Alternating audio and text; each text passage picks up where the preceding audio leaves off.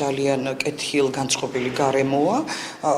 მე მკითხე ძალიან ბევრი შეკითხვა დამისვეს, როგორც ჩანს აინტერესებდათ ჩემი პასუხები გარკვეულ პრობლემებთან დაკავშირებით, რომელიც არის ჩვენ სკოლებში და განათლების სისტემაში. მე გასაუბრების მიმდინარეობით კმაყოფილი ვარ, მაგრამ ვნახოთ როგორი იქნება შედეგი, იმიტომ რომ ერთხელ უკვე ვიყავი კმაყოფილი, მაგრამ შედეგი არ დადგა სასურველი და ამიტომ წინასწარ პროგნოზის გაკეთებას თავს შევიკავებ. როგორც ყველა გასაუბრება, ამ გასაუბრებაზეც ხდება დირექტორის პერსონალური და პროფესიული უნარების შესწავლა, განხილვა. თითოეული დირექტორი წარმოადგენს თავის мотивაციას, თავის კვალიფიკაციის შესახებ გვიამბობს და იმ გეგმების შესახებ, რომელიც მას აქვს შემდგომში, რომ თუ დაინიშნება ის დირექტორად. თითოეულ სერტიფიცირებულ დირექტორს ექნება საშუალება დარეგისტრირდეს სასურველ სკოლაში და შემდეგი პროცედურები არის უკვე შერჩევის პროცედურები. სკოლის ხედვა მისი განვითარების გეგმა, რას ფიქრობს, როგორ გამოსწორდეს დღევანდელი მდგომარეობა.